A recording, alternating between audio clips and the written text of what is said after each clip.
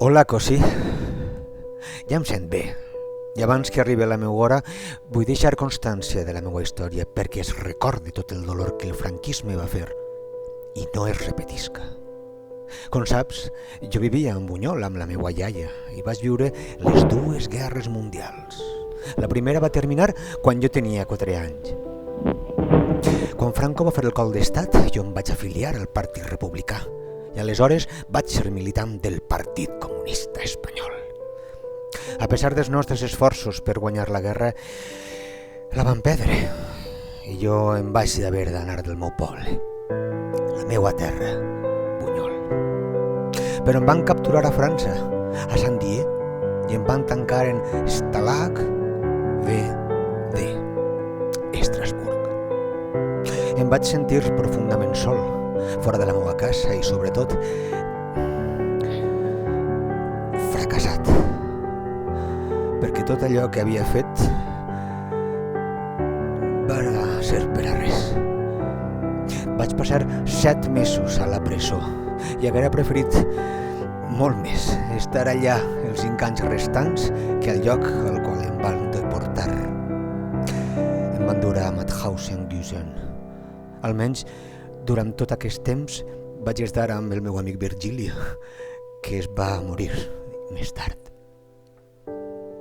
Allà em van gravar al braç el número 4666, tatuat per a sempre. Vaig passar de ser un home a un número, de tindre un nom, una vida, una importància a l'existència, a ser un simple número. Tot era molt trist. Em van donar la tasca de transportar cadàvers. No et pots imaginar el dolor que significa transportar els cadàvers de les persones amb les quals estàs convivint i deixar-los així, com si foren fem.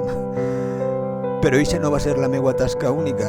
Vaig haver de treballar en els túnels on es construïa armament i avions, tot el dia portant càrregues pesades, barallant-nos per sobreviure.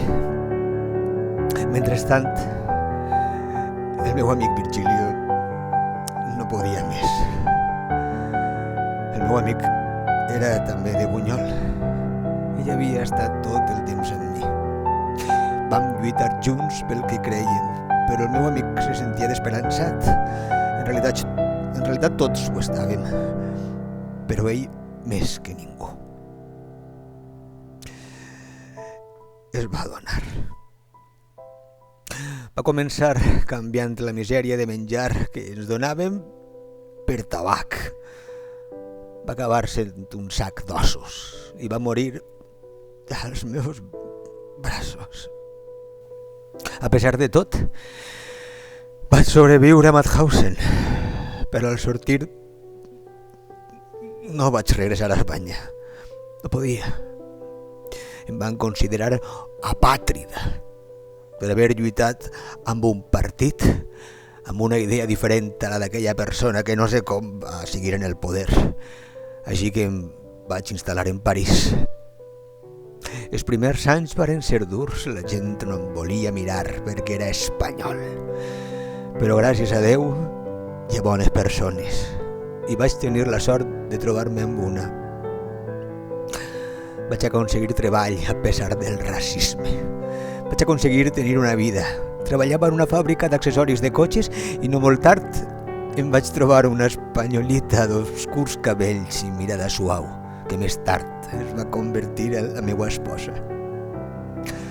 Ella treballava com cuinera en una família rica, perquè mare meua, com cuina mi espanyolita. I una vegada ja jubilats vam anar de viatge per tot el món.